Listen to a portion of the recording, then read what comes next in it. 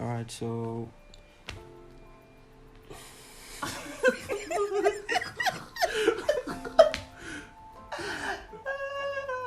I already got into the flow there. What is that part of the recording? Okay, it's part of the recording.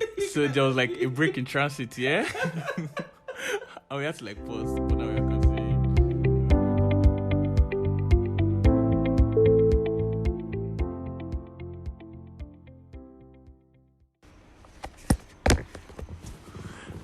So on today's we'll be talking about friendship and boundaries, and I have with me here Dr. Ayo Adesokan. So, like, my little introduction is that genuine friendship is such a beautiful thing, not the one-sided friendship. Friendships do not need to be 50-50, give and take every day. They should certainly balance out over time. So if by chance have a friend that crosses the boundaries unapologetically, then perhaps I think it's time to cut it off. So, Dr. Ayo, please introduce yourself. Yeah, hi everyone. My name is Ayo. I'm a medical doctor. I love life and I love to learn. Yeah. Okay, so this is how it's gonna go. I'll be asking Dr. some questions, and you'll be giving me his candid answers. We'll be giving me like words of wisdom, right? So my first question is, what is the essence of boundaries in friendship? Or I should rather say, what is boundary? What do you think boundary is? Before I go to like, what is the essence of boundaries in friendship? What would you say boundary is? Okay, so to my mind, boundaries what defines it defines the limit of who you are and who you're not. It's in simple words saying that this is who I am and this is who I am not. That's what your boundaries are. It's what you can take and what you cannot take, what you accept and what you cannot accept, you know. So that's what I think boundaries are. It's important to bring that into our friendships, because friendship is supposed to be the mingling of two individuals, you know, who have come to a healthy knowledge of themselves, and they have a good sense of who they are, meaning they have a good sense of their boundaries. You know, bringing all of that to the table in friendship is very important. I think the underlining like word for me there is come to the consciousness of who they are. And that's going to lead me to like the other question. What is the essence of boundaries in friendship? I mean, you can just see people using the word friendship loosely. Okay. You hear some people say, oh, dude, they just met and they're just like, oh, this person is my friend. You've not even taken time to know this person yet, and you're concluded that the person is your friend. So what do you think is the essence of boundaries in friendship? Or maybe I should just comment first that what do you think friendship is genuinely? Okay. Before talking about the boundaries. Okay, so what do I think friendship is? So my definition of friendship is, I'd say it's a relationship, right? Yeah. And it's usually it's a ship. Yeah, it's usually not in all cases do you have friendships that are romantic. It's usually a non-romantic relationship with another person, either of the same sex or the opposite sex, right? And I think that friendship. I think the relationship is based not on what you do, because if it's based on what you do, then you would say you're colleagues. Oh yeah. It's not based on what you do, right? Say that would mean your profession or your career. Yeah, your profession or your career. Okay. It's based on, for lack of words, based on love. Really. Yeah. Right. There has to be something about that person that makes you want to be their friend. Yeah. You know, it's in a sense, I don't want to think about it too deeply, but it's you finding a reason to want to be in a person's life and actually wanting to be there, and then the other person to finding reasons to want to be in your life and wanting to be there. You know, at some level, that's what I think friendship is. Friendship is commitment. Friendship is supposed to be mutual. Yeah. Yeah, and so that's it. Okay.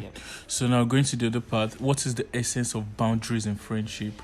I mean, why is it essential? Why is it like a major thing? Why is it a big deal? Okay, so I usually like to think of it in terms of an example. Okay. And that example is neighbors. Okay. So let's say we have this kind of self-detached apartment, Mm-hmm. or mini detached apartment. Yeah. These apartments I have, they are joined to one another, such that my neighbor is just next door to me and all that, and then we can share.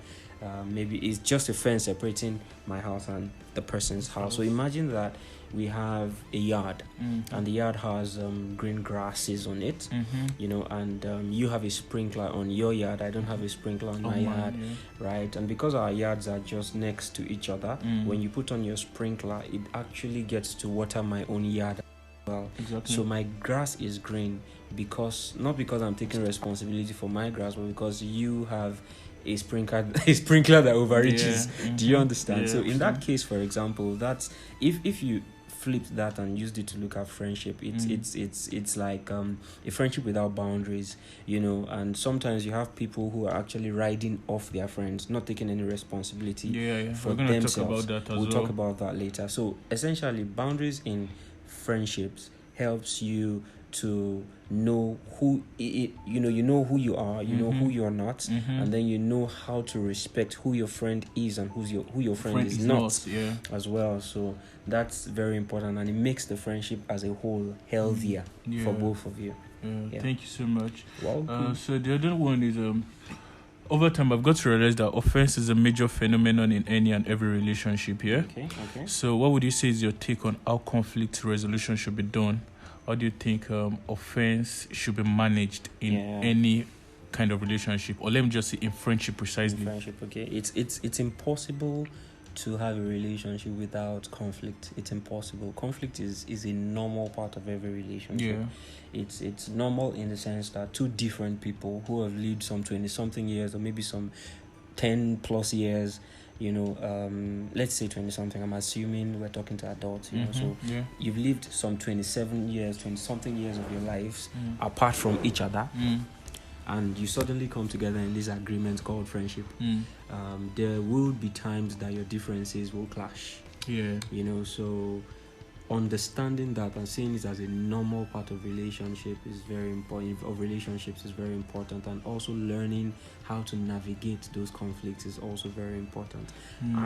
However, I must say that a relationship or friendship should not be about putting fires out all the time, because if you spend all your energy resolving conflict, you will not actually have any space. Burnout. Exactly, you won't have any space to enjoy one another anymore. So having said that conflict is a normal part, I also have to balance it and let us know that it's not something that should be the order of the day, right? Conflicts, if handled well, helps us to learn the boundaries of the other person. And to nourish the relationship. Thank you. So that's what I think about boundaries and offenses, and then what's it called? Conflict resolution. Thank you. Okay, so I got to meet someone recently, and she was telling me about how she met someone. I'm just joking. Alright, continue. Sorry. One of her friends picks offenses easily. Okay. I mean, and there was a conversation about it, and it seemed like this person that picks offenses doesn't see it as a big deal picking the offense, and it's becoming habitual. What would you suggest to such a person? So the first thing I would say is communicate. If one person is always finding fault, you should be able to the person on the receiving end of that. Of course, it's a lot of weight to carry when you're in a relationship, or you're friends with someone who is always finding fault and doing all of that. I think the first thing I'd advise or say is communicate it to the person. If you value the friendship for whatever reason, communicate the way you feel, to the person, that every time you do this is how it makes me feel, and these are the thoughts that comes to my mind when you do this. This is how it impacts my person, and that communication in itself is you guarding your boundaries. Because if a person is reaching into your space and bringing in toxic energy into your space and all that, it's important to address the situation. If you feel you cannot, I wanted to say if you feel you cannot address the situation, leave. But if that's what you do, then it means that you yourself, you're avoiding confrontation, which is another thing entirely. So you should actually confront the people, have that difficult conversation with them, and hopefully you would have saved the friendship and brought more health to the friendship by standing your ground and saying that these are my boundaries, and I have to train my friends to respect my boundaries as I also learn to respect theirs. Yeah.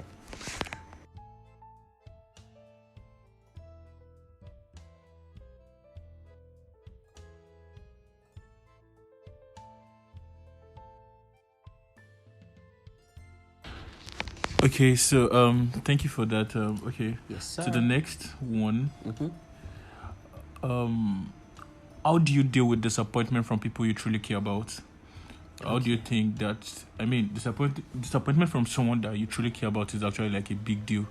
It's something like a breakup. Okay. So how do you deal with that? How do you think that should be managed? Okay, so disappointment is an umbrella word that covers a whole lot of things, I'm assuming. Disappointment is one when it can be, for example, when this person, they disappoint you because they just don't respect your person. That's one. It could be that. Which means it's intentional. It's intentional. Yeah. So if that's the case, of course, that's not something you want to nurture. That's not the kind of energy you want to have around you. Yeah. So you have to address that. It's either you remove yourself from that toxic environment, or you seek to address the situation. In any case, if a person is deliberately trampling on your person out of lack of respect for you as a person, that's not a good ingredient for a friendship. It's not a good one. So it's not an energy you want to keep around you. That's on the one hand. On the other hand, this person has a genuine heart, really cares about you. They are doing their best to learn you. When I say they are doing their best to learn you, it means that they are doing their best to respect you, to value you, to learn what works with you and what does not work with you as a person. You see that heart is there. It's genuine, and you also truly care about the person. If such a person makes a mistake, or they in one way or the other disappoint you or let you down, handling that is a bit different, because you need to handle that with redemption in mind. When I say with redemption in mind, you don't want to throw away the relationship because the person made one mistake. And like I always say, if you remember that, you also disappoint yourself sometimes, right? And when you disappoint yourself, how do you handle it? Right? You don't give up on yourself after you disappoint yourself. So why would you want to give up on another person after they disappoint you? Remember that we're all broken people. That means we would get hurt and we would hurt other people. Definitely. Right? So what I'm trying to say is, in all our relationships, we should make some room for people to be human. And like they say, to err is to human, right? So you would make mistakes, I would make mistakes with people, and you would expect grace and forgiveness from them when you make mistakes, in relationships that you consider important. It won't be good if every person I relate with gives up on me because I disappointed them. Of course, I'll do my best. Do you know that's a whole lot? I'll do my best not to go about disappointing people. Do you understand? But then at the same time, it will be quite painful if someone gives up on me before they even gave me a chance to learn the lesson that they should have taught me or that they are teaching me. Exactly. Yeah. So I don't know if I addressed that. Yeah, you did. Okay. And in fact, you even mentioned what I wanted to talk about, extending grace to other people as much as you extend to yourself. Yeah. And that's what's going to lead me to the next question. Okay. So as much as I would love to extend grace to other people, especially my friends, at what stage is it fine to draw the line and opt out of any type of friendship? Okay, so I'd say that there's a difference between a mistake and a pattern.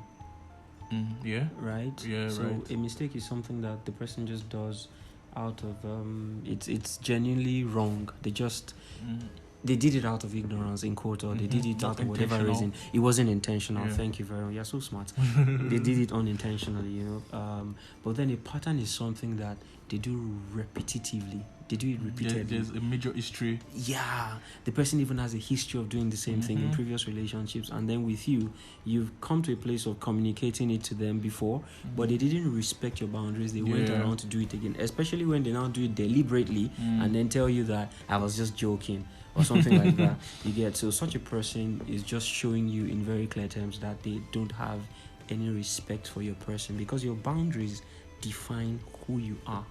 Yeah. It defines how you're different from me. So if I'm coming into your space as a friend, I must learn to respect who you are as a person, male or female. Yeah. Right? It's very important. So where do you draw the line when it comes to extending grace to people? It's where you see that this is no longer a mistake. This is looking like a pattern. It's habitual. It's habitual. But then there are certain situations where you see that you see something manifest once, yes, and you leave. For example, a friend who is violent, let's say in a relationship, the person is verbally abusive or physically abusive, lack of empathy, they are only takers, they don't give, stuff like that. I think things like that are they're red flags for any kind of relationship, and you should check out as soon as you can. Thank you so much. So moving on to the next question. So what are the types of boundaries expected in a relationship? Okay, so we should communicate boundaries. I deliberately changed it from expected to communicate, right? Because I think expectations should be communicated. Anyways, back to the question. We should communicate boundaries around our time. Teaching people how to respect our time, and also learning how to respect people's time in relationship with them. We should also communicate boundaries around what we value, around our value system.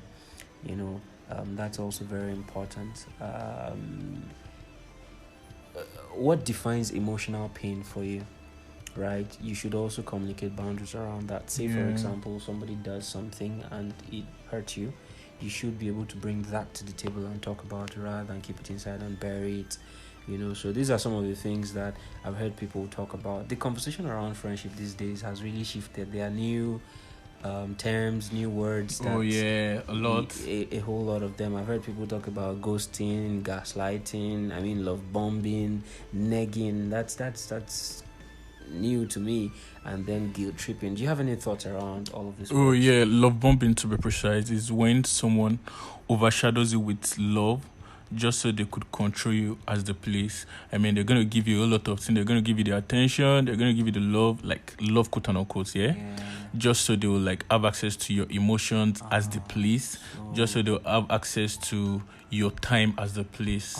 So they overwhelm you with quote unquote love as a tool to control you. Exactly.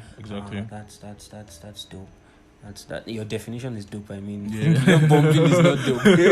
All right. So anyway, which other one do you want to jump on? You mentioned negging. N-E-G, like N-E-G-G-I-N-G. Yeah, that's different from nagging, right? Yeah. Great. So what's nagging? This is when someone tries to manipulate you into feeling bad about yourself. They insult you under the guise of constructive criticism. So in their way of trying to correct you, there's a way they are not just sarcastic about it, but they insult you while criticizing your work constructively. I feel like that's not really cool. They speak words that demean and undermine you. Pass undermining comments in a bid to quote unquote give you some kind of feedback. That's very true. Okay, so moving on. Do you think lack of reciprocity should be a major reason why friendship should be cut off? Okay, so I think it should be a reason, because the whole idea of friendship actually thrives on it being mutual. It thrives on it being on there being some form of reciprocity. So I like to think of it as God created us to need other people, and at the same time He also created us to know that we're needed. Exactly. Do you understand? So if I have this friend that puts me in a place where I only it becomes obvious to me that I need them, right? And they don't also open up to me in such a way that I see that they also need me. Like it just has to be a back and forth thing. Like breathing. When you breathe in and then you breathe out. That's what makes the cycle complete. Life itself is such that you have to give and receive. It's a cycle, right? So in friendship, it's also a cycle. You give love and receive love. So if you're only giving love and not receiving love, that's unhealthy, and that pattern shouldn't continue. Or you're only receiving love and you never give love to people, that's also a negative pattern and should not continue. So that's what I think. Thank you, sir. Yes, so going on, what do you think makes a good friendship rather? Okay. What makes a good friendship? So the first thing I'd say is transparency. Transparency to me is being honest and being humble. So when I say honest, I mean it's you being as transparent as possible, right? It's you being true to what we hear and all of that. So honesty is very important, and then humility is also very important. Humility is having a healthy estimation or a healthy view of yourself. You're not seeing yourself too highly or too lowly. And you bring that into whatever relationship it is you go into. If you see yourself as too highly in relationships, you have this tendency to look down on everybody else and think everybody else was created to serve you. I mean, there are people that think like that, and if you think of yourself too lowly, you think you're created to serve everybody else. Do you understand? Like, no, not to serve everybody else, because God actually wants us to serve other people. So you would think you're created to be everybody else's doormat. That's what I meant to say. Right? So humility is important. You must also have a healthy mental attitude. Right? It has to be healthy. The way you see yourself and the way you see other people. In fact, the way you carry yourself is so very key. I think that's another element that we should bring, or ingredient that we should bring into friendships. It's also important to be sensitive to other people, right? So being sensitive to them means you pay attention to them and you take enough time to study them enough to know them. You know that you don't know anybody. I wanted to say by osmosis, like you're just sitting down there and then knowledge of them just gravitates towards you naturally. No, you have to make efforts to know them. You have to take steps to know them. You actually have to study people to know them, not in a creepy way. Do you understand? But in a way where you pay attention to them, right? I think I've given you an example before. A friend of mine that so he got a pair of shoes. I told you about it once, right? He got a pair of shoes, and a very, very lovely pair of shoes. I think it was Hudson or something like that, Hudson Taylor or something. Can't remember now, but really, really nice pair of shoes that he got. So when he brought it out the first time and I saw it, my natural reaction was the reaction I would display seeing anything I like or anything I love. I was just, wow, this is so good, lovely, and all of that. So my friend saw me. He saw how I reacted when I saw his pair of shoes. And guess what he did? My next birthday, he just ordered the pair of shoes and had it delivered to my house. Wow. So I mean, I saw it, I opened the box and I saw the same pair of shoes. I was overwhelmed.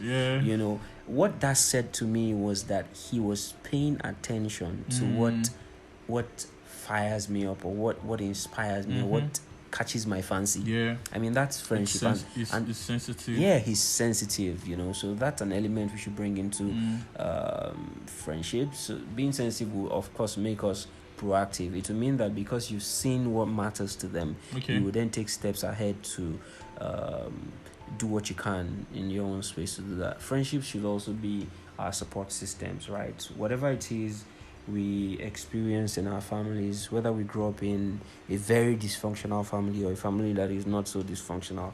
Actually, psychologists say that every family has a measure of dysfunction. Anyways, that's on another side.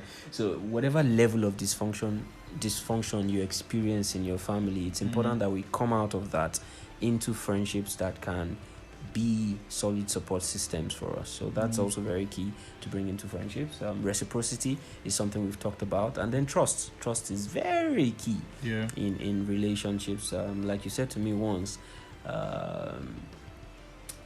vulnerability is and trust, they go together, right? If you want me to be vulnerable to you, I have to trust you to be able to do that, right? So I think that's also another important element that we should bring. Vulnerability actually like flies or rides on the wing of trust. Oh yeah, too correct. So correct. Oh, thank you so much once again. So moving on, would you like to talk about unrealistic expectations in friendship? Okay. Unrealistic expectations in friendship. What would you like to say about that? So unrealistic expectations are expectations that are not real. Yeah. Just like the word implies. Exactly. I mean, expectations that are not real. It's a bit different from unspoken expectations. And that's another thing that I think can be an issue in relationships. So unrealistic expectation, there's a thin line between unrealistic expectation and unspoken expectations. Yeah, so like unspoken expectations are different from unrealistic expectations, but both of them are expectations that we experience in relationships, and I think we all have to learn to navigate. So unrealistic expectations are you having images or concepts in your own mind that you're superimposing on the other person you're in a relationship with, and usually these images that you have in your mind and concepts and ideas you have in your mind are usually not founded in reality. So for example, you have a friend and you are expecting your friend to respond to a situation the way you would have responded to that situation. That's unrealistic. Why? Because your friend is not you. So being real is understanding that this person I'm in this relationship with is not me. So I should not expect them to respond the way I would respond. I should give them the freedom to respond the way they would respond. Right? So that's one of the examples I can give. Unrealistic expectations, they cut across many things we experience in relationships. But the important thing is whatever expectation that you have of people that is not founded in reality is an unrealistic expectation. Whatever expectation that you have of people that you have not clearly communicated to them is an unspoken expectation. Both of them can destroy friendships.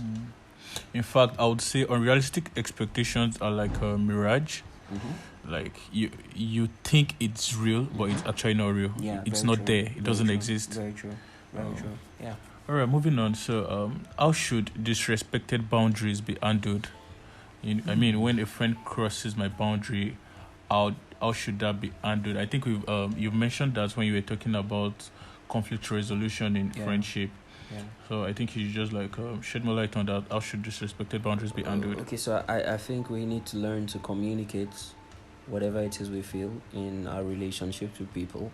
So if you feel something someone did made you feel disrespected or like they disrespected your boundaries, have a sit down with that person or have a conversation, say on the phone or whatever it is, but confront the situation, bring it to the table and talk about it in an atmosphere of love. Exactly. That's very key. So the way we go about communicating our feelings to people is also very important. You want to make sure that you don't make them the subject of the conversation. Make what they did the subject. It's a different thing. So if for example someone told a lie, right, you don't come to the table saying you're a liar. Right, because that's not who they are. That is not who they are. And what you've done is you've made them the subject of the conversation rather than what they did and how what they did made you feel. So that's what you want to bring to the table to communicate. Everybody that comes into our space and comes into our life will need to learn what defines us. That's our boundaries. And any person's life we enter into, we also need to learn what their boundaries are. Exactly. So it's important to know that in the process of that learning, we are bound to make mistakes. You would trip a little here, trip a little there. But what makes the relationship valuable is that the relationship is able to allow you room to learn how to respect the person's boundaries. Yeah. Remember we said earlier that we need to learn to make a difference between what is a mistake and what is a pattern. So if this person has a pattern of consistently or continually disrespecting your boundaries, then the advice in that case, or the recommendation, or whatever it is we want to say, is to exit that toxic situation. You know, because it's becoming toxic already. But then if it's a mistake, the person made a mistake, sit them down and let them know how what they did made you feel. You know, and in some other cases you might even show them how best to do it next time. Thank you so much, Dr. Ayo. Okay, so at this point I'll be talking about what to look out for in an abusive friendship. Right, and the first thing I'll be talking about is when you realize that each time you meet with this person, or you have a conversation with this person, or you hang out with this person, you feel depressed. I mean, the outcome of your conversation or the outcome of your meeting leads you to depression, either like in a big way or in a small way. I think it's a kind of relationship you should avoid.